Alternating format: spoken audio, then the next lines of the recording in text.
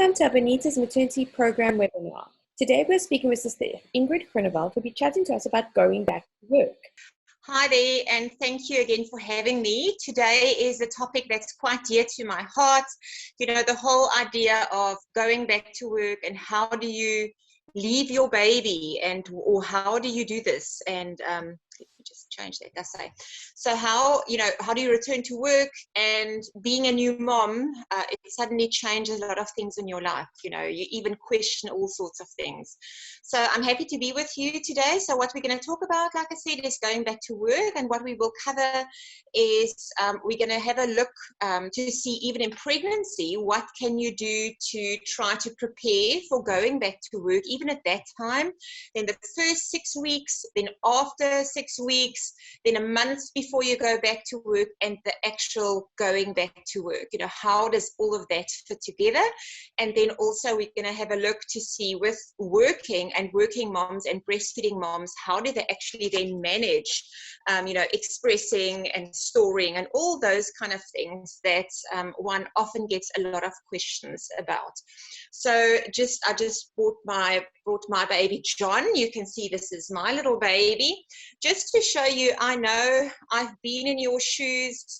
This is just a doll, but my kids have outgrown this cuddle stage. But I do remember the stress involved and the questions that you ask yourself, you know, when you do go back to work or just before, as to how practically are you going to do this, and do you really want to do it? Now, first of all, you know, some of you listening might still be pregnant. I suppose a lot of you might still be pregnant, and there might be some already back at work, or it's going to become a quite real situation for you soon. So hopefully we can answer all your questions that you have in the session today.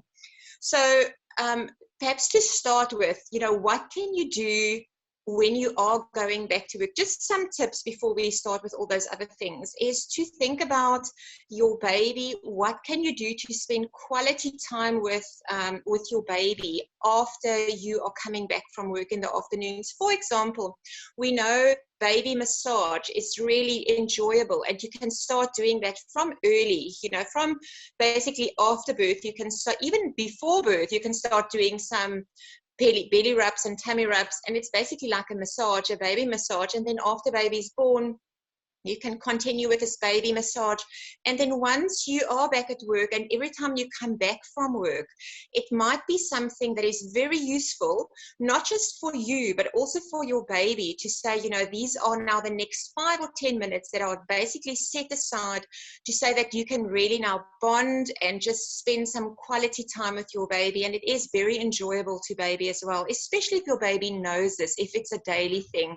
So baby massage is definitely something that I would recommend you start soon, and then continue with that after you are basically back at work. Something that might also be practical is to say, what about ready-made meals? You know, before you go back to work, make sure that you are stocking up on things that are easy to make once you are back at work, so that you don't have to spend a lot of time in the kitchen for the first week or two, so that when you're back at home after work, that you really can just focus on your baby without the additional stresses of the house and and cooking and baking and whatnot, you know. So that is a practical tip. Okay, so really quality time is what it's all about initially. So the big question always is, where will your baby be? So if you are going back to work soon, or you are pregnant at this time, the big question is, where is baby when you go back to work? Because we all have different kinds of jobs, and you work in different situations. You know, every person's answer here is going to be different. So let's have a look through the different ones. Perhaps you are fortunate enough to have your baby with you. Okay, so some moms can work with their babies either at home, or that they can take their babies along to wherever they're working, and they can take their babies with. That is an option, okay? If that is not an option, the next choice would be, okay, so if your baby cannot be with you, where will baby be? Okay, so if it's either at home in the baby's own environment, or then like a daycare place, a creche or a day mother, somewhere else that you can drop your baby, okay? So if we think about these two options, if we think about socialization and so on, and a small baby, you know, a couple of months old, definitely has no need for socialization between or with other children. So it's perfectly fine to say, you know, let your baby stay home if that is a viable option for you, and you have someone who's going to take care of your baby. And for some moms, it might be a good choice in the sense that you have a granny, your own mother perhaps, or your mother-in-law, or somebody close to you who's going to take care of the baby at your house, okay? Or the other option is by having and employing someone like a nanny, or perhaps your domestic worker who can actually look after children in your own home. That is always a viable option.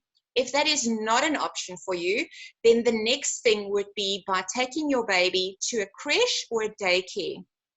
Any place where there are babies looked after during working hours. So that is also an option. So you have to look at your situation as to what are the hours that you are going to be away for. Is there somebody at home who can take care of baby, or is it possible for your baby to go with you to work? Okay, perhaps a big question here, and it's sometimes a hard question, is to really think about why are you working? Okay, and this might sound really weird, but, you know, is it important for you to just get out? Is it important financially? And I suppose for most it is a financial thing, but it is also important to realize that going back to work is quite expensive. You know, the traveling to work and back, the traveling to the nanny or the daycare, and also the costs involved is, you know, for somebody who's going to look after your children or your baby. So it is something that you have to work out. You also don't want to work just to employ someone to look after your child, you know, so that is something that you have to work out for yourself. How important is it? Perhaps your job can even change a bit. Perhaps you can work from home. Perhaps you can do something else, you know, so, but these are the questions that you have, and only you can really answer those kind of questions. Okay, so if we think about pregnancy, what can you do in your pregnancy already? So for those moms listening now, what can you do now to already prepare for going back to work?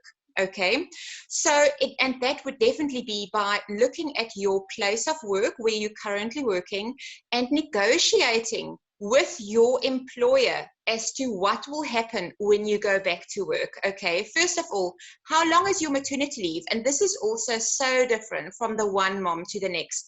By looking at the longest possible time that you can possibly take maternity leave, and even adding your own leave to that, or even unpaid leave, if that is an option for you, because it's always a huge stress. The smaller or the younger the baby, to go back to work, it is very stressful for mothers. So by looking at your place of work, what is the maternity leave, and then if it is possible to add anything to that, your leave or even unpaid leave and so on. And then also another tip here is to then have a look when you are starting and when you're negotiating as to what the dates will be that you're starting work again. It is by far the easiest or the best for you to start work in the middle of the week, the first week.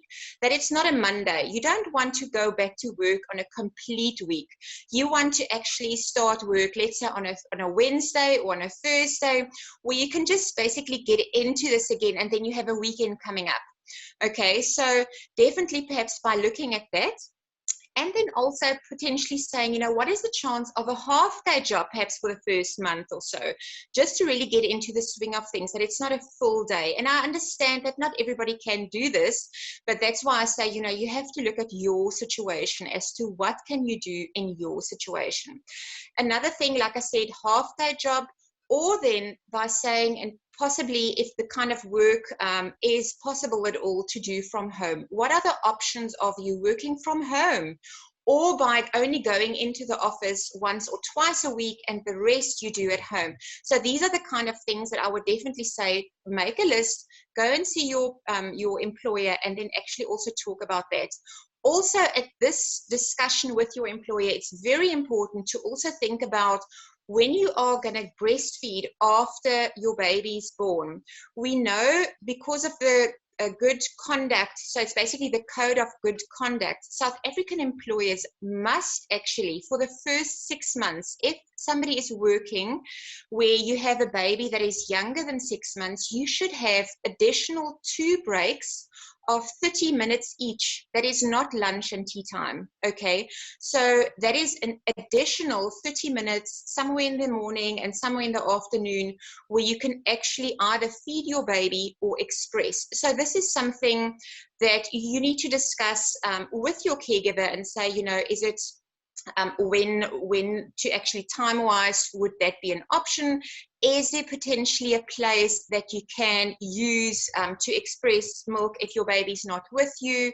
It can be an office somewhere private, somewhere where you can relax and you're not stressing anybody's going to fly into the door and run into you and you sitting and expressing. So those are the kind of things at this point you have to start thinking about, okay? Because once you have your baby, you know, it's quite nice to have things in place and you feel more relaxed and more at ease, okay, if these things are in place. Okay, so then you have your baby, okay? And oh, something that I just want to mention, sorry, I'm going to come back to that, is some care providers or some employee, you know, in certain employments or, you know, places of work, if there are enough younger people working there, mothers with small children, it is quite common that there's even a possibility of starting like a day center or a care center for children for the working mothers. So that might even be an option, even if there's not something like that currently, but there might be. It might be something to explore, you know, to actually talk about. Okay, so now you have your baby, and in the first 6 weeks, and you know you're going to go back to work, let's say at 4 months or wherever, you're going back to work, and it is important to then think for the first 6 weeks, this time period, you actually need to really establish a good milk supply, okay? So don't think about going back to work. Don't do any bottles or I wouldn't even worry too much about expressing and so on. So for the first 6 weeks, what you want to do is you want to cuddle your baby often, okay? And you want to breastfeed your baby often, and this is really demand feeding, and sometimes it's every 2 hours, sometimes it's hourly, sometimes it's every 3 or 4 hours. You look at your baby, but if this is a frequent thing, you are establishing a good milk supply, and this is what we want to build up on. So it's much easier returning back to work and the foundation is set nicely, okay? And this is what you're doing. You're building the foundation the first 6 weeks. After the 6 weeks, that is now the time that in most cases, babies have really figured out to do this, how to feed properly, how to latch. Mom doesn't have sore nipples or uncomfortable breast in most cases anymore. And so basically what happens then is now after 6 weeks, you can then give the baby an occasional bottle, I would say 1 or 2 bottles of express breast milk, so your own breast milk, to the baby per week. I wouldn't even do this daily. I would just do like every now and then, 1 or 2 in a week. It's also really important that you shouldn't do that, okay? Because your baby smells the milk on you. If you suddenly give the baby a bottle, your baby's going to be so confused as to what is going on here. You know, your baby doesn't want that. He wants you, okay? So that is better. This is where the dads would step in, or perhaps the nanny steps in, or a granny steps in, somebody else, okay? And in some situations, it's even best if mom completely disappears, okay? So that is something to start doing, but I would say wait at least for 6 weeks before you introduce that, okay? Or before you actually start doing that, okay? So, so it is really important, the frequent feeding beforehand, before 6 weeks, and then once your baby is 6 weeks, to sometime give the baby a bottle if this is something that you will need to do at some point anyway. Okay, then the important thing is, depending on when you are going back to work, is about a month before, this is the time you have to start expressing, okay? And you need to start expressing to build up a supply. But also the question here is, what are your working hours? You know, if it's only like 2 or 3 hours that you're working, that you're going to be away from your baby, it's not that important, you know, to really really have a lot of milk that left for baby in a freezer. If you are working half days, it's very different compared to a mom who's working the full day, you know, full complete day away from her baby. So it is important to look at your situation, okay? But generally, a month before is a good time to start expressing, and I will talk about the breast pumps, okay? But here you would need something to express your milk. And some moms, if it's only like a couple of hours here and there that you're going to be away for, or your baby's working with you wherever you are, and you can actually feed in between and sometimes give the occasional bottle, then one can easily even express by hand, where you cup the breast like this, you press back towards one another and to the front. So if you keep on doing that on a, you know, on a rhythm, you will definitely be able to express milk. And you can actually use your hands, okay? Or you can use just a manual pump. If you go back to work full time and you are away from your baby for long hours, then this is where you would actually need a breast pump, a proper breast pump, and I'll more of that a little bit later. So just to come back to the breastfeeding, or actually the breast expression or the milk expressing of, you know, with going back to work a month before.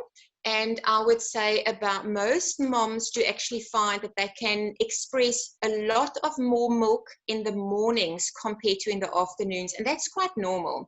And also remember that if it's the first time and you're expressing, I find a lot of moms are really stressed out because they're expressing and only a little bit comes out. And then they think, oh my word, this is the only milk that I have, and my baby's actually starving because I don't have a lot of milk. Remember, your breast pump is not your baby, okay? It's a man-made thing. It can never remove so much milk out of your breast compared to a baby, okay? So don't look at the volume to think how much your baby's getting, but you are looking at the volume to try to increase the amount that you are able to express with the breast pump, okay? So, and by doing that, it would mean from a month before, every day, the more or less the same time you start to express. So in most cases in the mornings, so let's say after the feed, about an hour after the feed, you can express both sides, or you can say you breastfeed on the one side and you express at the same time on the other. Okay, so that is also an option. Remember, the more milk is taken out of the breast, that is the quickest way of making milk again. Okay, so don't stress to say, well, I'm expressing this milk now, and now next time my baby wants to feed, now there's going to be nothing. There will be milk. There will be enough milk. So don't stress about that. Okay. So again, don't stress about the initial volumes. Okay. So this is then what you do about a month before you start to express, and I'm going to talk about the freezing and the storing of breast milk in a bit, so don't worry about that. And I would actually also say to do a trial run here in the month before you go back to work. Hopefully by that time you have things in place as to where baby's going to be. And then also to say, you know, this is the time that you can say, go for a hair appointment or go shopping or something. You have to go buy groceries or whatever. And then perhaps leave your baby at home with daddy or granny or perhaps the nanny or whoever, so that you can actually start to feel the feeling of leaving the house without your baby. And only that is very stressful.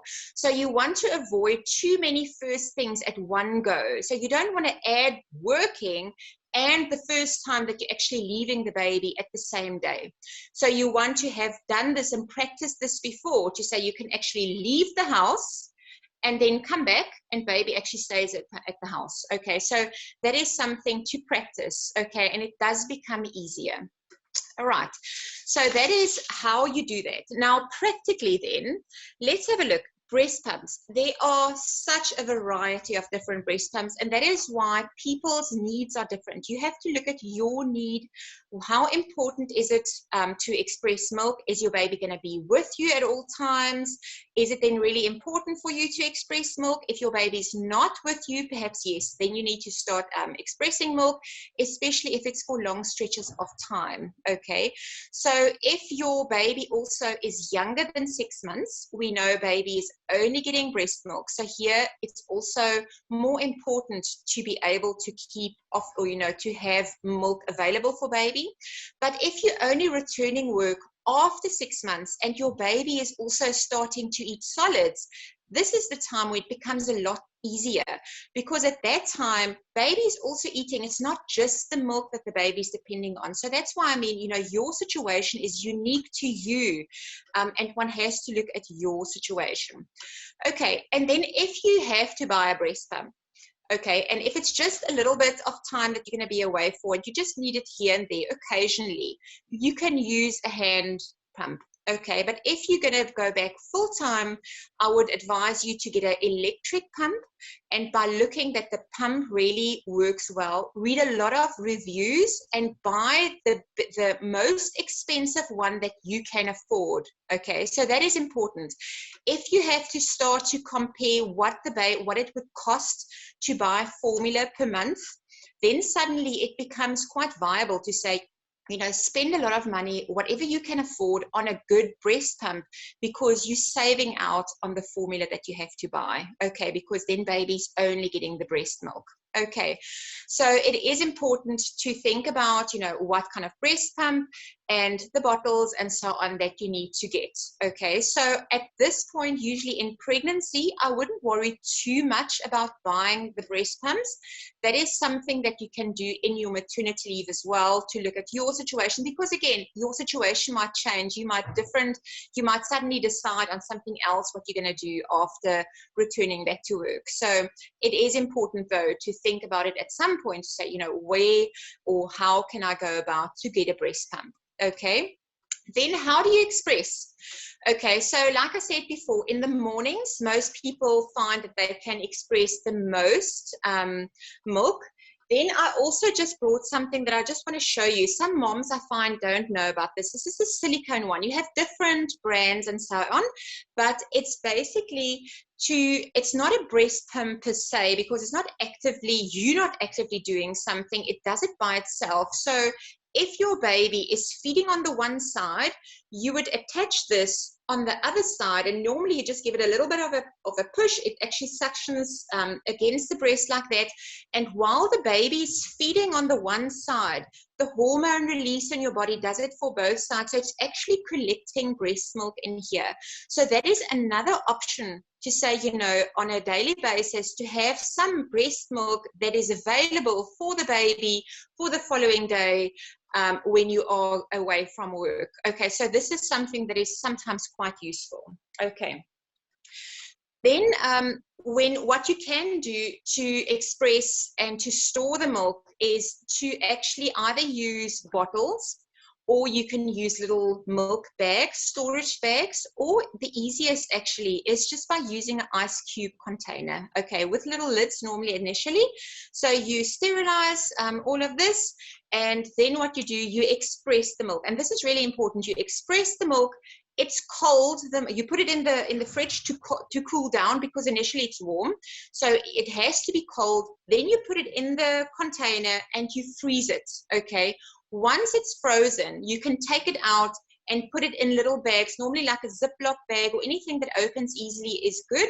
And then, you know, like every block is, let's say, 20 mils or so, and it's easier to take out smaller volumes compared to having a big volume available that is frozen. So that's really a tip. You don't want to, let's say, freeze it in 100 mil bag or even bigger, and baby only drinks half of it, because then you have to throw it away. And all this work that goes into this effort of doing this, you don't want to waste anything. So it's better to freeze it in smaller quantities.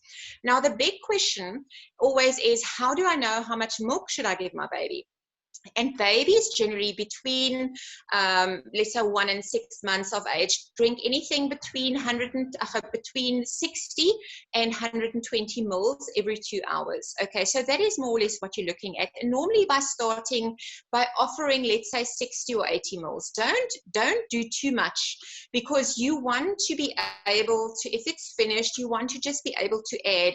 If a baby has drunk from a bottle and not finished, You can't continue for the rest of the day with this because there's now bacteria also that potentially goes into the milk. So you want to keep it clean and safe for baby. Okay, so it is best to have a container, the bottle, that you can just add milk, a little bit more, if the baby needs more. So usually between 60 and 120 mils of per feed, I would say, that you can actually give your baby. Okay, then it's also really important to make sure that you are really relaxed when you're breastfeeding. It's important to be in an environment that you feel safe, that you feel at peace.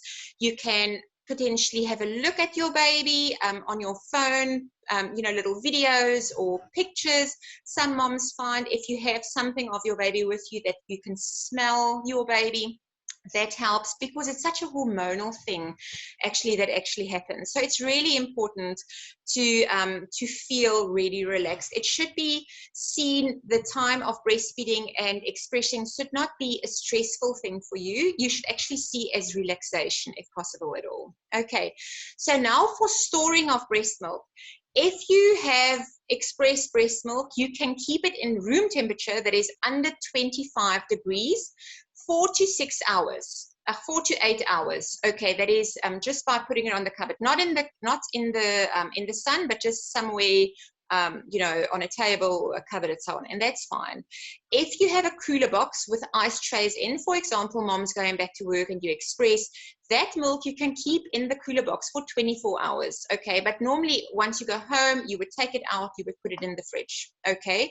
So, and then normally what you express today at the time of expression is normally enough for the following day. So what you actually have in the freezer is not specifically for a feed every day, it's more for backup. Okay, so what you express in the morning, let's say when you're working, that milk volume should be enough for the following day, more or less at that time your baby wants to feed. Okay, so in the fridge, once you put it in the fridge, you can keep that for 5 to 8 days. And normally, if you haven't used it after 2 days, I would actually say freeze it, okay? If you have a freezer box in the fridge, so one of these fridges with a small little freezer at the top, that is something that I would say, use it for about 2 weeks. You can keep it frozen in there. If it's one of these fridge-freezer combination fridges, that you can keep until 4 months, that you can keep in there. If it's unless it says these newer fridges, actually it says -18. Okay, if you know for a fact your freezer freezes for -18, you can keep it then basically like the box freezer for up to a year in there. It's just really important to mark the milk.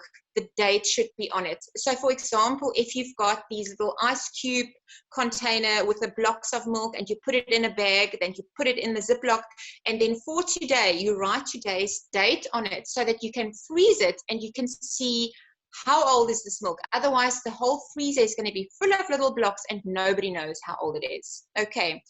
Then also important with using the breast milk, or the frozen breast milk, it is important to always remember, even though it's frozen, it is still living cells. And isn't that amazing? Hey, it's amazing to think what you're doing currently with growing your baby. What your body keeps on doing is by making milk that is living cells to give to your baby to grow and develop, and then that keeps changing. And even though if you are freezing the breast milk, it basically still lives. Okay, very small, it's not a lot of particles that actually are damaged in very cold temperatures. Most of it is actually perfectly fine. Okay, so for that reason, it is very important to realize that you can never put breast milk in a microwave. You do not want to do that. You're going to kill that milk. Okay, also don't boil it on a stove. Okay, so what you actually want to do, if it's frozen, by taking it out and putting it into a warm water little bowl, and you can put it in there, that's going to help, or under warm running water if you're in a hurry to defrost the milk. Otherwise, you can just take it out of the freezer and put it in the fridge compartment. And then over time, that's going to cool down or actually warm up in that case. And then that is then perfect to use once it's ready. Okay, so that is how you can do this. Again, do not put it in a microwave. Do not boil it on an oven. And it's really important that whoever looks after your baby understands this. Okay, you have to sit down and really talk about the handling and the how to do this with breast milk, you know, for the person who's like taking care of your baby. Very important. Okay, it's also important when you have stored breast milk to always start with the oldest breast milk first. Okay, and then you just take it basically from there. Okay, so some tips for this, and I see I'm talking a lot. I'm sure you have some questions. Just some tips also for moms, or actually for babies, or actually for moms with babies who are just refusing the bottle, because that is also something that one sees often, that baby really refuses to take a bottle. And you have to experiment with a different kind of teats. Again, do not give the bottle yourself in most cases. Most cases, especially at the beginning, babies refuse with the mother. And then it's often that most babies, it works with the bigger or the wider based bottles and the round teat. That is something that most babies actually then take easier. Okay. Also important to change the position, that it's not the normal position how the baby normally is breastfed. If your baby lies down, then the baby's going to refuse. Perhaps have the baby sit up straight, or, you know, or by bouncing even initially, by doing something that the mom is not normally doing when she's breastfeeding. Okay, so that sometimes helps. And then also it helps to take a little bit of the breast milk and put it on the teat so that the baby immediately actually smells the milk. That might also be important. And some babies need to be more sleepy, where that is the time to get the baby to actually start feeding better. And it's really a learning curve for baby. And this is one of the reasons when you start after 6 weeks by offering a expressed breast milk bottle here and there, you're actually teaching your baby to also be able to take the bottle. But don't worry too much. If your baby is refusing a bottle and you are returning to work and you are so worried, your baby will drink. Okay, and some people even find that just with a little cup, all babies can drink from a cup. So if the bottle eventually does not work, the caregiver will be able to give your baby milk with a little cup. So it's almost like a medicine cup that baby actually drinks. You have the baby sit like this, and it's a little cup that you can just like tilt, and the milk goes into the mouth, onto the tongue, and baby actually starts to drink that. So do not worry too much. Another thing that is quite common for when you go back to work is that a lot of babies, it almost feels like they're switching their day and night, because suddenly they are sleeping a lot in the daytime with the nanny or at the daycare, and at night this baby's up all the time wanting to feed often. And don't worry too much. It's basically your baby trying to be close to you. Okay, it will settle. So just keep feeding, and it's in actual fact also good for you. It's really good for you to also cuddle your baby and just on an emotional level to connect with your baby, and it's good for the milk supply. Okay, so that is really important to realize that nothing is permanent. Nothing is always like this, how it is today. It keeps changing, and that's life. I find that is life. Okay, so in your situation, if you are freaked out and stressed out about your situation at this point, remember, it will not always be like this. Things do change, and I know it's easy to say this, and I know I've been in the situation with going back to work, and you feel really terrible to think, you know, how you're going to do this, possibly changing how you work, what you do, different work hours and so on. But that is important to look at your situation. I think by thinking about this, and then if you still have lots of questions, perhaps make an appointment with a lactation consultant or with your midwife, that you can really look at your specific situation to work out a plan that will work for you as to when you go back to work. Okay, so I hope I answered some of the questions. I know one can actually talk, I can talk for 3 days on this topic. I don't know if there are any specific questions that I can deal with. Then we can just have a look at the questions. While we're waiting for some questions, perhaps just also really important to think when you're looking at a caregiver and you're starting to look around and you're looking at daycare, or you're looking at somebody who's going to come and stay at your house with your baby, is to really think about the breastfeeding friendliness. So has that person ever dealt with breast milk? And also the little creches and so on, are they quite breastfeeding friendly for breastfeeding mothers? So have they had a situation where there are babies who are just getting breast milk initially? Those are the kind of questions that you have to really think about and talk about, and not to potentially later on run into some problems. Okay, so I don't know if there are any specific questions that somebody might have that we can just look at.